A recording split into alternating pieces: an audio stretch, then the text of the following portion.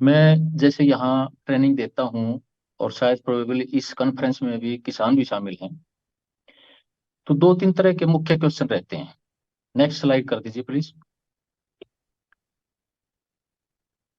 इसमें दो तीन तरह के मुख्य क्वेश्चंस रहते हैं। सबसे पहला जो एक मेजर क्वेश्चन है कि नेचुरल फार्मिंग के बारे में ही कंफ्यूजन रहता है कि क्या है नेचुरल फार्मिंग।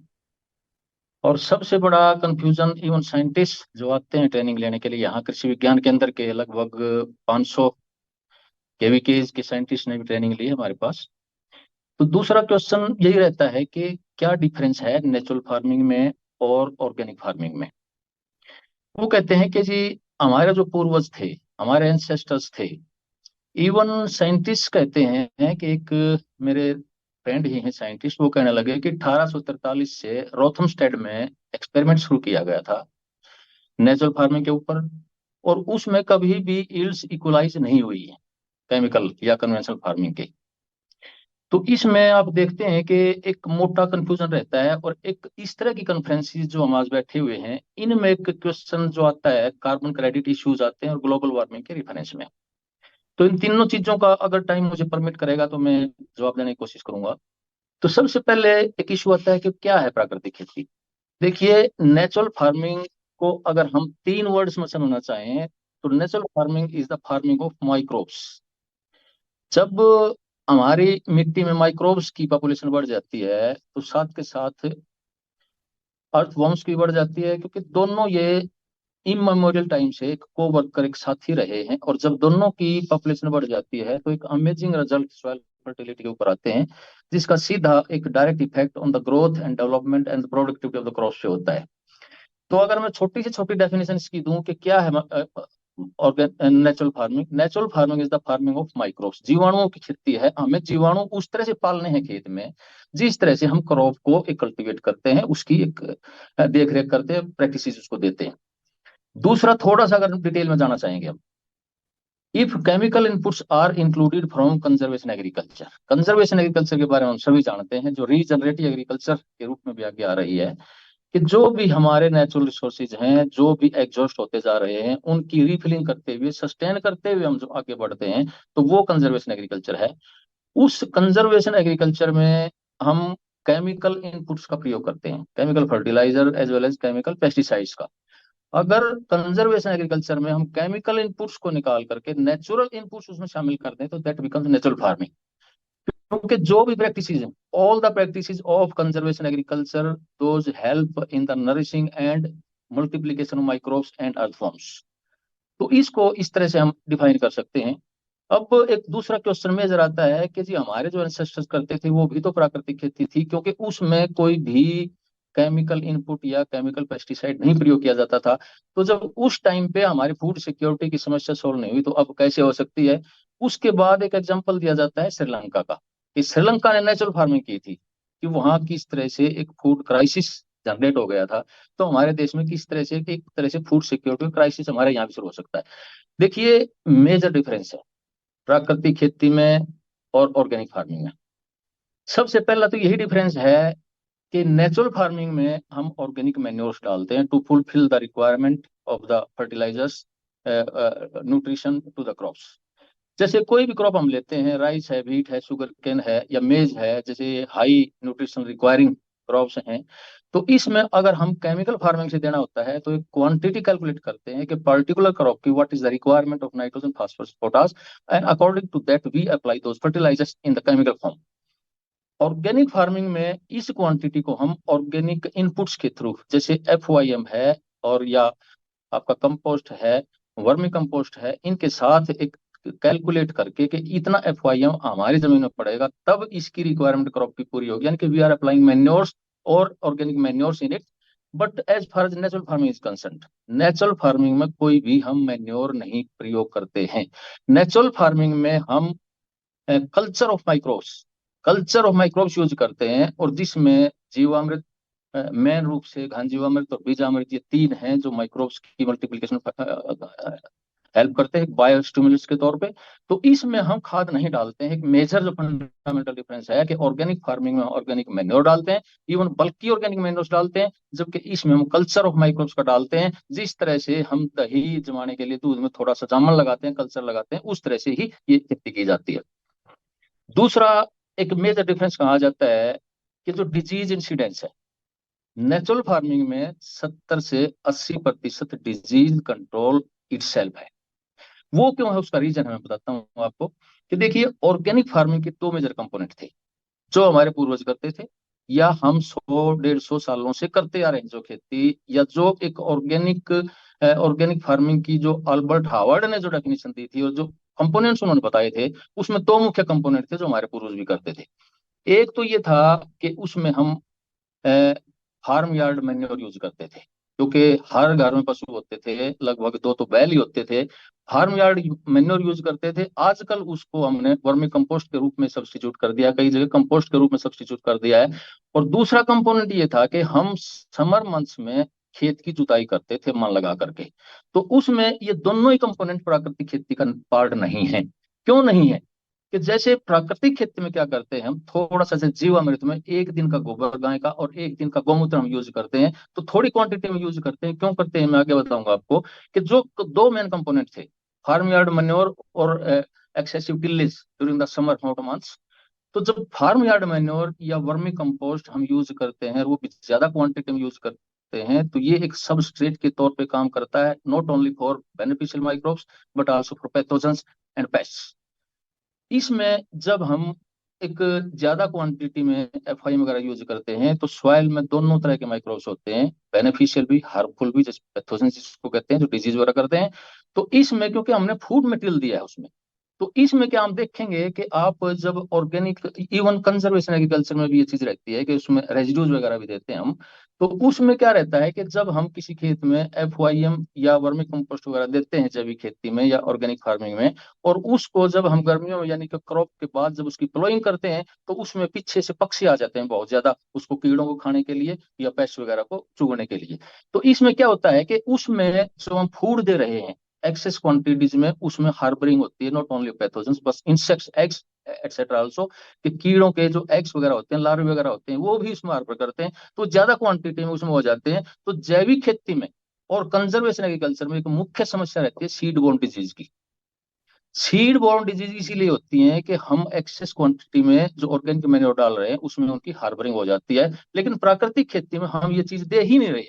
जैसे आप देखेंगे कि एक आप ह्यूमन बीइंग का देख लीजिए, नोबेल प्राइज मिला है 2016 में, जापान के साइंटिस्ट हैं, उनको इस पे मिला है कि एक इंटरमीडिएंट फास्टिंग पे आदमियों के केस में, तो ऑटोफेगी का मैकेनिज्म उन्होंने दिया है। तो इसमें क्या होता है कि जो शरीर के इनकम्प्लीट सेल होते हैं या एक बीमारी वाले जो सेल होते हैं, उनकी जो बॉडी है उनकी एक ऑटोफेगी हो जाती है, यानी कि सेल्फ हीटिंग हो जाती है। वो इकट्ठा ग्रुप उनका बन जाता है, इकट्ठे हो जाते हैं। जो हेल्दी सेल्स हैं, जो डैमेज सेल हैं, वो एक उनकी रिपेयर हो जाती है, और जो हेल्दी सेल्स हैं वो बढ़ जाते हैं, टॉक्सिन उसे बाहर हो जाते हैं। तो यही प्रिंसिपल हमारी जमीन में भी काम करता है कि जब हम अननेसेसरी रूप से ज्यादा एफआईएम के रूप में या वर्मी कंपोस्ट के रूप में हम देते हैं, तो उसमें डिजीज पेस्ट बढ़ जाते हैं, जबकि प्राकृतिक खेती में हम डालते ही बहुत कम है कि उसमें लाभदायक जीवाणु तो बढ़ जाते हैं, लेकिन जो हानिकारक जीवाणु होते हैं उनकी पॉपुलेशन बहुत कम बढ़ पाती है। क्योंकि आप देखेंगे जो लाभदायक जीवाणु है आपके आर्किया से लेके gram positive bacteria, gram negative bacteria, जो भी है, इनकी हिस्ट्री लाखों साल की है, करीब 350 करोड़ वर्ष की इनकी हिस्ट्री है। ये समाज जो एक जो इवोल्यूशन का प्रोसेस है, उसमें जो उतार चढ़ाव आए हैं, जो इनकी विपरीत परिस्थितियां हैं, उनमें भी जिंदा रह करके यहाँ तक आए हैं। इसलिए इनकी जो टेम्परेचर की रिक्वायरमेंट है, या इनकी जो सॉइल की रिक्वायरमेंट है, फूड की रिक्वायरमेंट है, वो कम रिक्वायरमेंट होती है इन कंपेरिजन टू पैथोजेंस, जो हार्मफुल एक जीवाणु होते हैं उनके कंपेरिजन में। तो जब हम इनमें तो जैविक खेती में एक मेजर डिफरेंस यही रहता है कि जैविक खेती में 70-80% डिजीज आती ही आती हैं, और उनको दूर करने के लिए क्या करते हैं हम? उनको दूर करने के लिए समर प्लोइंग करते हैं हम। ये दो मुख्य कंपोनेंट हमेशा से रहे हैं। आपकी यूनिवर्सिटीज में भी, हमारी यूनिवर्सिटीज में भी, हमने भी एक्सपेरिमेंट किए हैं ये। आपके हरियाणा की, पंजाब की यूनिवर्सिटीज में अब भी चल रहा है, आईसीआर के इंस्टीट्यूट्स में भी चल रहा है, कि जितना हम ऑर्गेनिक मैटर उसमें ऐड करते हैं, समर प्लोइंग को सर्टेनली फॉलो करते हैं उसमें। तो इसका क्या होता है कि समर प्लोइंग अगर खेत में आ गई है, तो आपका ऑर्गेनिक कार्बन जमीन में नहीं ठहर सकता है। क्योंकि जब एक 35 डिग्री से ऊपर तापमान जब जमीन का बढ़ जाता है तो 45% ऑर्गेनिक कार्बन वाश हो जाता है, यानी कि हवा में चला जाता है। अगर हम डीप्लोइंग कर देते हैं नीचे, डिजोल्व होकर पानी के साथ नीचे चले जाते हैं कार्बन और नाइट्रोजन, और अगर ऊपर से हम जितनी ज्यादा प्लोइंग करते जाएंगे तो हीट में वो एस्केप हो जाएंगे और ग्लोबल वार्मिंग पैदा करेंगे। तो इसमें प्राकृतिक खेती में जो लाभदायक जीवाणु वो बढ़ते जाते हैं, क्योंकि हम उसमें एक लिमिटेड फूड दे रहे हैं। लेकिन अगर फिर भी हमें फूड देना पड़ जाए, जैसे डेयरी होती है, पशु ज्यादा होते हैं, उनके पास एफआईएम होता है, ज्यादा क्वांटिटी में होता है, तो इसमें रिसर्च है, काफी रिसर्च पेपर पब्लिश्ड हैं कि हम अगर गौमूत्र यूज करेंगे तो उनका जो सॉइल बोर्न डिजीज है, रूट और सीड बोर्न डिजीज है आपकी, जैसे विल्ट वगैरह है, स्टेम रोटिंग की जो डिजीज है, ये इटसेल्फ गौमूत्र से कंट्रोल हो जाती हैं।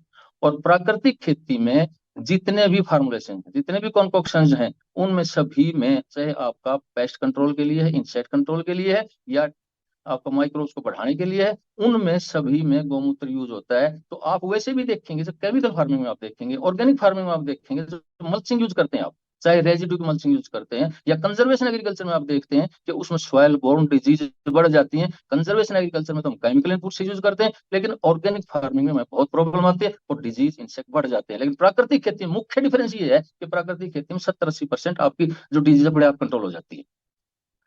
जो नेचुरल फार्मिंग है, ये एक लॉन्ग टर्म प्लानिंग है। Organic farming short term planning है। ऑर्गेनिक फार्मिंग में क्या करते थे अब तक, हम एक साल की या एक क्रॉप तक की प्लानिंग होती थी हमारी। जैसे हमने क्रॉप की एक प्रोसेस शुरू करना है तो उसमें एफओएम डालते थे या वर्मी कंपोस्ट डालते हैं, तो उसमें प्लोइंग करते हैं, क्रॉप की सोइंग करते हैं। क्रॉप कट जाती है तो उसमें हम एक्सपेरिमेंट भी करते हैं, तो स्टार्टिंग में ऑर्गेनिक कार्बन देख लेते हैं हम, और लास्ट में ऑर्गेनिक कार्बन देख लेते हैं। तो इसमें हम एक साल की या एक क्रॉप की उसको एक ओवर कर देते हैं। जब दूसरी फसल हमें लेनी होती है, दूसरे साल में जाना होता है, तो नए सिरे से वही प्रोसेस शुरू होता है हमारा। जैसे एफआईएम ऐड करना है, प्लोइंग करनी है, या क्रॉप की सोइंग करनी है। लेकिन नेचुरल फार्मिंग में ये लॉन्ग टर्म प्लानिंग है, क्योंकि इसमें नीचे एक नेटवर्क हमें डेवलप करना होता है। जैसे माइकोराइजा आपकी और सूडोमोनास है, या दूसरी जो भी आपकी एक जो माइक्रोब्स होते हैं जमीन के नीचे, उनका घर होता है, प्लांट के साथ एसोसिएशन होती है उनकी। तो इसमें हम एक एक सीजन नहीं बल्कि साल 2 साल तक भी अगर उसको मेंटेन करते हैं, डिस्टर्ब नहीं करते हैं, उसकी प्लोइंग नहीं करते हैं, उसमें फ्लडिंग नहीं करते हैं, तो उसमें लॉन्ग टर्म प्लानिंग को लेकर के चलते हैं। क्योंकि जब ज्यो ज्यो माइक्रोब्स बढ़ते चले जाएंगे, उसकी ह्यूमस कंटेंट बढ़ता चला जाएगा, ह्यूमस कंटेंट बढ़ता चला जाएगा, तो उसका आगे उसके फर्दर माइक्रोब्स बढ़ते चले जाएंगे, और फर्दर फिर ह्यूमस बढ़ता चला जाएगा। यानी कि प्रोसेस है, ह्यूमस माइक्रोब्स को बढ़ाएगा, माइक्रोब्स ह्यूमस को बढ़ाएंगे, और इसके साथ साथ हम पैकेज देते हैं जीवामृत घन जीवामृत का, और जो जो कंजर्वेशन एग्रीकल्चरल प्रैक्टिसेस उनका देते हैं, तो उसमें भी माइक्रोब्स बढ़ते हैं। यानी कि लॉन्ग टर्म प्लानिंग है natural farming, organic farming short term planning है। फोर्थ पॉइंट है indicator of soil health is organic carbon. इसमें क्या करते थे, हम भी एक्सपेरिमेंट करते थे, कोई भी आप ऑर्गेनिक अमेंडमेंट का जब एक्सपेरिमेंट करते थे हम, तो उसमें शुरू में सॉइल का स्टेटस देखते थे, ऑर्गेनिक कार्बन कितना है। जब 4 साल के बाद वो एक्सपेरिमेंट पूरा हो जाता था, तो उसमें फिर देखते थे कि उसमें कितना। Next slide, next please. तो जब एक्सपेरिमेंट पूरा हो जाता था, उसमें फिर ऑर्गेनिक कार्बन हम देखते थे कि कितना ऑर्गेनिक कार्बन है इसमें। तो दो चीजों पे बेस होता है, यानी कि ऑर्गेनिक कार्बन सॉइल का एक इंडिकेटर होता था। Previous slide please. तो वो जो ऑर्गेनिक कार्बन एक इंडिकेटर होता था, लेकिन प्राकृतिक खेती में माइक्रोब्स और अर्थवॉर्म्स इंडिकेटर होते हैं सॉइल हेल्थ के। जबकि क्योंकि जब माइक्रोब्स और अर्थवॉर्म्स बढ़ेंगे तो ऑर्गेनिक कार्बन एक सेल्फ बढ़ जाएगा, उसमें कोई दिक्कत नहीं है। लेकिन एक मापते हैं हम उसमें, पहले उसमें जो ऑर्गेनिक थी उसमें सॉइल हेल्थ का जो मेन इंडिकेटर था ऑर्गेनिक कार्बन था। इसमें हमारा मेन इंडिकेटर जो है सीएफयूज या माइक्रोब्स या अर्थवॉर्म्स है।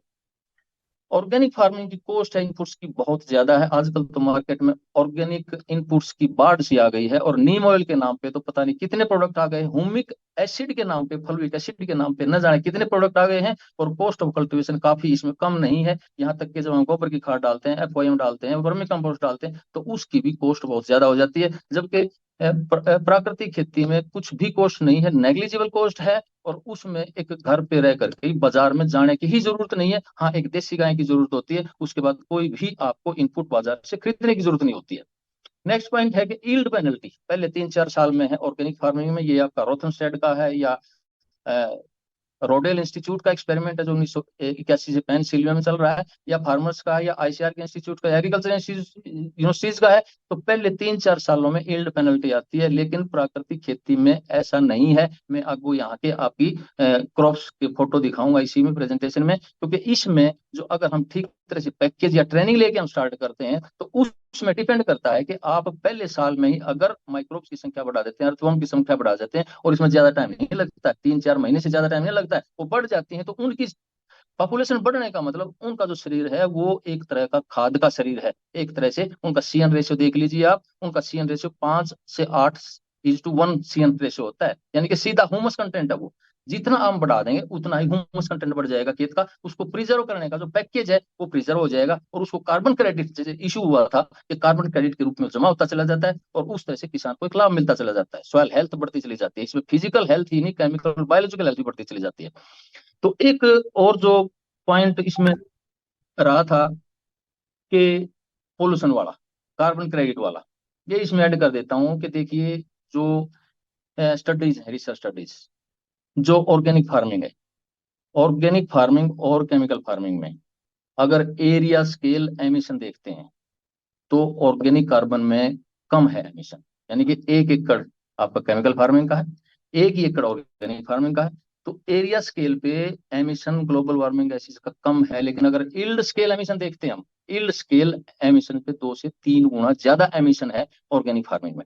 जबकि नेचुरल फार्मिंग में क्या होता है, नेचुरल फार्मिंग में आप देखेंगे कि ये 3 गैसें हैं आपकी जो ग्लोबल वार्मिंग करती हैं, कार्बन डाइऑक्साइड, मीथेन और नाइट्रस ऑक्साइड, ये 3 ही गैस मेनली रिस्पॉन्सिबल हैं। अब आप देखेंगे इन 3 गैस में 4 एलिमेंट इन्वॉल्व हैं, कार्बन, हाइड्रोजन, ऑक्सीजन और नाइट्रोजन।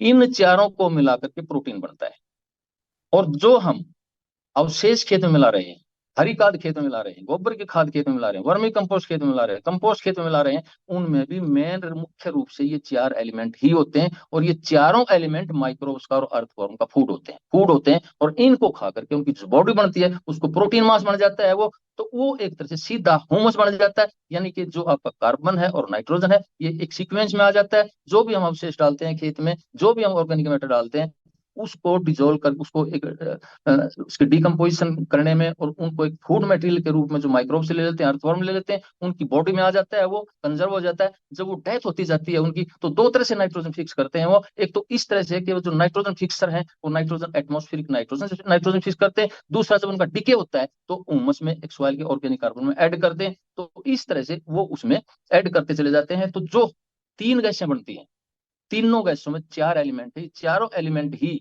प्रोटीन के रूप में, प्रोटीन मास के रूप में उनके शरीर में कंजर्व हो जाते हैं, ठहर जाते हैं, और उनकी डेथ के बाद, डिके होने के बाद ह्यूमस में कन्वर्ट हो जाते हैं। और जब ह्यूमस एक फूड के तौर पे पौधा ले लेता है तो पौधे की, एक प्लांट की बॉडी बन जाती है वो, और अवशेष जब वापिस जमीन में आ जाते हैं तो वहीं सिक्वेस्ट्रेशन में आ जाता है टोटल का टोटल। लेकिन दूसरे जो सिस्टम आपके ऑर्गेनिक सिस्टम है, ऑर्गेनिक फार्मिंग का सिस्टम है, केमिकल फार्मिंग का सिस्टम है, उसमें इस तरह नहीं हो पाता है। तो नेचुरल फार्मिंग में ये एक सीक्वेंस में आ जाते हैं ये चारों ही एलिमेंट, और इसमें ग्लोबल वार्मिंग मिनिमाइज हो जाती है बहुत हद तक। और इसमें जब ये मिनिमाइज हो जाती है तो रिजल्ट जो ऑर्गेनिक कार्बन के 1 से 2 साल में आ जाते हैं, यू कांट बिलीव इट। 1 से 2 साल में, क्योंकि हमने जब खेत में माइक्रोब्स के बढ़ा दिया है, अर्थवर्म को बढ़ा दिया है, तो वही एक कंजर्व करना हमने, और कंजर्व करके उसको वो प्रैक्टिसेस अडॉप्ट करनी है। जैसे मल्चिंग आपकी, मल्चिंग है आपकी, मिनिमम टिलेज है, जीरो टिलेज है आपकी, या आपके रेजिडू मैनेजमेंट है, ग्रीन मैन्योरिंग आपका, वापसा है, ड्रिप इरिगेशन है, बायोडाइवर्सिटी है, वाटर हार्वेस्टिंग है, ये एक ऐसे पैकेज हैं जिनको हम अगर अडॉप्ट करेंगे तो जो भी ऑर्गेनिक कार्बन, जो भी ह्यूमस खेत में कंजर्व हुआ था या एक्यूमुलेट हुआ था, एसिमुलेट हुआ था, वो एनवायरमेंट में नहीं जा पाता है, कंजर्व हो जाता है। और उसमें लगातार मैंने जैसे बताया था आपको कि नेचुरल फार्मिंग एक लॉन्ग टर्म प्लानिंग है, और लॉन्ग टर्म प्लानिंग के हिसाब से हम टिलेज नहीं करते हैं उसमें, और उसमें मल्चिंग का उसमें हम करते हैं। मल्चिंग का एक एडवांटेज क्या होता है कि उसमें एरोबिक और एनएरोबिक दोनों तरह के माइक्रोब्स आ जाते हैं, एरोब्स भी एनएरोब्स भी। देखिए जो एनएरोब्स हैं वो नाइट्रोजन फिक्स करने में या डिकम्पोजिशन में कई गुना ज्यादा एरोब से कंट्रीब्यूशन उनका, चाहे आप राइस देख लीजिए, या आप मल्चिंग के नीचे देख लीजिए, या आप इंदौर मेथड देख लीजिए, बेंगलोर मेथड देख लीजिए, कोयम्बटूर मेथड देख लीजिए, उसमें एनएरोबिक कंडीशन में नाइट्रोजन फिक्सेशन या कार्बन एसिमिलेशन कई गुना ज्यादा होता है एरोब से। तो मल्चिंग में दोनों काम हो जाते हैं हमारे, तो इसमें आपकी एक तरह से बहुत जल्दी रिजल्ट मिलते हैं, और उसमें जो कार्बन एसिमिलेशन है वो बढ़ती चली जाती है, कार्बन क्रेडिट है वो बढ़ता चला जाता है, और जो नाइट्रोजन, कार्बन और नाइट्रोजन का जो एस्केप है, जो एयर में ग्रीन हाउस गैसेस के रूप में, वो मिनिमाइज हो जाता है। और जब इन प्रैक्टिसेस को हम अडॉप्ट करते हैं, जैसे मिनिमम टिलेज है, रेजिडू मैनेजमेंट और ग्रीन मैन्योरिंग है, बीजामृत, जीवामृत, घन जीवामृत का अप्लाई करते हैं, मल्चिंग है, वापसा है, बायोडाइवर्सिटी है, ड्रिप इरिगेशन है, वाटर हार्वेस्टिंग है, इन चीजों को अडॉप्ट करते हैं, तो जो हमने जमीन के अंदर एसिमुलेट किया है कार्बन या नाइट्रोजन, वो लंबे टाइम तक लॉन्ग टर्म प्लानिंग के हिसाब से वो एसिमुलेट होता चला जाता है, कार्बन क्रेडिट होता चला जाता है। लेकिन अगर हम जैविक खेती की तरह या कंजर्वेशन एग्रीकल्चर की तरह अगर हम उनको ऐड करके प्लोइंग, हर साल प्लोइंग करते रहेंगे गर्मी के मौसम में, तो ये रिसर्च बताती है कि जो ऑर्गेनिक कार्बन है जमीन का नहीं बढ़ेगा। चाहे आप उसमें रेजिडू भी इंकॉर्पोरेट कर रहे हैं, अगर उसकी लगातार प्लोइंग करते रहेंगे तो जमीन का कार्बन एसिमिलेट नहीं होगा, ऊपर चला जाएगा, वो एसिमिलेट नहीं होगा और ऊपर जाकर ग्लोबल वार्मिंग करेगा। तो इसमें नेचुरल फार्मिंग में क्या है कि वहीं उसकी सिक्वेस्ट्रेशन हो जाती है नाइट्रोजन की और कार्बन की, और वहीं एसिमुलेट हो जाते हैं। और उनको लंबे टाइम तक रखने के लिए लॉन्ग टर्म प्लानिंग के तहत उनको एसिमुलेट करके रखते हैं और ऐसी ऐसी क्रॉप प्रैक्टिसेस अडॉप्ट करते हैं जिसकी वजह से वो वातावरण में नहीं जाते, तो ग्लोबल वार्मिंग का जो कार्बन क्रेडिट का इशू है वो एक तरह से एड्रेस हो जाता है। यानी कि प्राकृतिक खेती में आपका कोई भी इशू है, चाहे आपकी ज्यादा बारिशें होती हैं, चाहे आपका सूखा पड़ता है, क्योंकि ह्यूमस कंटेंट डेवलप हो जाता है, ज्यादा बारिशें होती है तो अर्थवर्म आ जाता है, डीप प्लोइंग की जरूरत नहीं है, अर्थवर्म नीचे तक 10 फुट 20 फुट तक चला जाता है। तो आपके मिट्टी में अगर साल्स हैं, उसमें भी इस तरह के जीवाणु होते हैं कि जो लो पीएच पे भी काम करते हैं, हाई पीएच पे भी काम करते हैं। तो अगर मान लो आप सैंडी सॉइल, आपकी सैंडी सॉइल में भी आप मल्चिंग करके, जो आप इवन प्लास्टिक मल्चिंग भी आ गई आजकल, हम भी इस पे एक्सपेरिमेंट कर रहे हैं कि उसमें भी, क्योंकि रेजिडू मल्चिंग अवेलेबल नहीं है देश में, जो 55% हिस्सा है वो रेनफेड हिस्सा है, और जो उसमें पशुओं के लिए ही रेजिडू नहीं है, उसमें लाइव मल्चिंग भी नहीं की जा सकती क्योंकि पानी का सोर्स नहीं है उसमें उगाने के लिए। तो उसमें लाइव मल्चिंग और रेजिडू मल्चिंग की जगह हम जो एक कम्बिनेशन कर रहे हैं नेचुरल फार्मिंग का और मल्चिंग प्लास्टिक कल्चर का और ड्रिप इरिगेशन का, इन तीनों का, ड्रिप इरिगेशन में जीवामृत देते हैं उसमें, जीवामृत दे रहे हैं। तो उसमें क्या है कि जो लगातार जीवामृत चलता है ड्रिप इरिगेशन के थ्रू, तो उसमें सॉइल का जो ऊपर का सरफेस है हार्ड नहीं होता है। अगर हम जीवामृत उसमें नहीं देते हैं तो ऊपर का सरफेस हार्ड हो जाता है मल्च के नीचे, और अगर हार्ड हो जाता है तो उसकी प्लोइंग करनी पड़ती है नेक्स्ट क्रॉप के लिए। लेकिन इसमें हम कर रहे हैं कि हमने 3 क्रॉप ट्रांसप्लांट कर दिए उसमें, अब भी बुरबुरी है ऊपर से, फ्राइबल है soil due to the activity of microbes and earthworms. और हम चौथी फसल लगाएंगे और ट्राई ये रहेगी कि विदाउट टिलेज, यानी कि उसको बगैर जुताई किए 2 या 3 साल तक या 4 या 5 क्रॉप तक, क्योंकि ऊपर सॉइल हार्ड नहीं होती है इसमें, अगर हम जीवामृत का इरिगेशन के साथ प्रयोग कर देते हैं तो उसी जगह पे हम कई कई फसल ले सकते हैं। और इस तरह से कार्बन क्रेडिट जो हमारा, अगर प्लोइंग करते हैं तो आसमान में जाता है, वो एस्केप करता है, वो ग्लोबल वार्मिंग करता है। लेकिन इसमें हम अगर कई कई फसलें एक जगह पर ले सकते हैं, कई कई सीजन तक ले सकते हैं, तो वीड कंट्रोल का खर्चा भी आपका अवॉइड हो जाएगा। तो ये एक्सपेरिमेंट हम कर रहे हैं, जो लाइट जहाँ पर पानी नहीं है या आपके साल्ट कंटेंट है, जैसे महेंद्रगढ़ साइड है आपकी, साल्ट कंटेंट भी है, पानी भी बहुत नीचे है, पानी भी नहीं है, जमीनें भी रेतीली है, तो उसमें आप प्लास्टिक मल्चिंग के थ्रू आप इसको जीवामृत को अगर इंटीग्रेट करते हैं तो उसमें आपका ह्यूमस डेवलपमेंट, इसमें दोनों तरह के आ जाते हैं, इसमें एरोब्स और एनएरोब्स दोनों तरह की एक एसिमिलेशन हो जाता है। और जहां भी दोनों चीजें मिल जाती हैं उसमें एक जो ऑर्गेनिक कार्बन है बहुत ही जल्दी ह्यूमस डेवलपमेंट होता है, तो उसमें जमीन एनरिच हो जाती है। तो इस तरह से आप देखेंगे कि एक प्राकृतिक खेती में आप कोई भी प्रॉब्लम है, किसी भी तरह की समस्या है, क्योंकि हर जगह जीवाणु है, हर जगह जीवाणु है, हवा में भी है, वो आपके पहाड़ में भी है, रेत में भी है, वो हर जगह जीवाणु है। और जहां भी जीवाणु है वहीं प्राकृतिक खेती हो सकती है, और जहां भी प्राकृतिक खेती हो सकती है वहीं एक सॉइल का हेल्थ इंप्रूव होगा, और वहीं पर जो आपका एनवायरमेंट हेल्थ है वो भी इंप्रूव हो जाएगा। और जब हम खाना खाते हैं, जो फूड खाते हैं, वो भी इंप्रूवमेंट हो जाएगी, और एक फूड चेन सिस्टम में भी जो आपके जो पेस्टिसाइड जाते हैं वो भी नहीं जाएंगे। तो इसमें एक एक चीज का एक एड्रेस, इस पर थोड़ा सा हमें रिसर्च करने की जरूरत है अभी। जैसे डॉक्टर बलजीत सहारण अग्रे स्पीकर है, वो हमारे साथ थे, और हम एक टीम के मेंबर हैं, उनके साथ ही काम कर रहा हूं मैं भी। तो उनकी वो भी इस पे काफी काम कर रहे हैं। तो हम ये सारा माइक्रोब्स की स्टडी और मल्चिंग के नीचे क्या ये प्रभावित होते हैं, जबकि सारी चीजें हम स्टडी कर रहे हैं, तो इसमें एक बहुत ही हमें मिरेकुलस रिजल्ट मिल रहे हैं। और एक हमें विश्वास है कि प्राकृतिक खेती में जो भी समस्या आज के दिन हमारे सामने खड़ी हुई है, अगर इसके ऊपर रिसर्च की जाए तरीके से और इसका पैकेज फॉलो किया जाए। हम क्या कर रहे हैं, प्राकृतिक खेती के नाम पर सिर्फ जीवामृत ले रहे हैं। रिसर्च एक्सपेरिमेंट्स में भी मैं देखता हूँ कि साइंटिस्ट सिर्फ जीवामृत को कंसीडर कर रहे हैं, घन जीवामृत को कंसीडर कर रहे हैं, वो भी सब ऑप्टिमल डोजेज। इसमें पैकेज जो मैंने बताया आपको, 7-8 पॉइंट का जो पैकेज बताया, इनको हम अगर कंजर्वेशन कंजर्वेशन का पैकेज जो मैंने आपको बताया, इसका हम फॉलो करेंगे तो सर्टनली हमें फायदा होगा, सर्टनली कार्बन क्रेडिट होगा, सर्टनली ग्लोबल वार्मिंग कम होगा, और हमारी प्रोडक्टिविटी भी इंक्रीज होगी, और सॉइल हेल्थ और जो इश्यूज हमारे सामने खड़े हैं उसका एड्रेस करने में प्राकृतिक खेती हमारी बहुत मदद करेगी। धन्यवाद।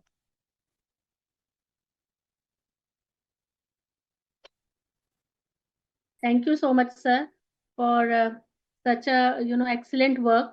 And ये मैडम ये एक मिनट और दो मुझे। जी ये जो क्रॉप है अगली देखिए आप, पिछली क्रॉप्स दिखाइए प्लीज। ये देखिए गन्ने की इंटरक्रॉपिंग है। इससे पीछे धान की फसल देखिए, ये किसी भी किसान से कम नहीं है। ये 35 से 42 क्विंटल पर एकड़ यील्ड है ये पिछले साल इस फसल की। इसमें देखिए तना कितना मजबूत है, हरा है ये। धान की फसल प्राकृतिक कहते हैं ना, प्राकृतिक खेती में यील्ड घटेगी। हम बात कर रहे हैं जैविक खेती की, ऑर्गेनिक फार्मिंग की। प्राकृतिक खेती में किसानों से ज्यादा पैदावार ले रहे हैं हम। धान की देख लीजिए, नेक्स्ट गन्ने की स्लाइड दिखा दीजिए आप। ये स्लाइड देख लीजिए आप गन्ने की। ये देख लीजिए 500-600 क्विंटल का गन्ना खड़ा है ये नीचे। कोई भी फसल लें, प्राकृतिक खेती में पहले दूसरे साल से ही हमें हो सकता है पहले दूसरे साल थोड़ी सी यील्ड कम रह जाए, लेकिन उसमें खर्चा कम हो जाएगा हमारा अगर ठीक तरह से हमारी ट्रेनिंग है। इसलिए हम किसानों को कहते हैं कि थोड़ा एरिया से शुरू करें, आधा एकड़ से 1 एकड़ से शुरू करें, ताकि उसकी इकोनॉमी पे प्रभाव ना आए और देश की कोई खाद्य सुरक्षा या कोई ऐसा इश्यू आता है तो उस पर प्रभाव ना आए। थोड़ा सा ट्रेनिंग लेके और थोड़े एरिया से स्टार्ट करके अगर वो करेगा तो सर्टेनली उसको फायदा होगा। धन्यवाद।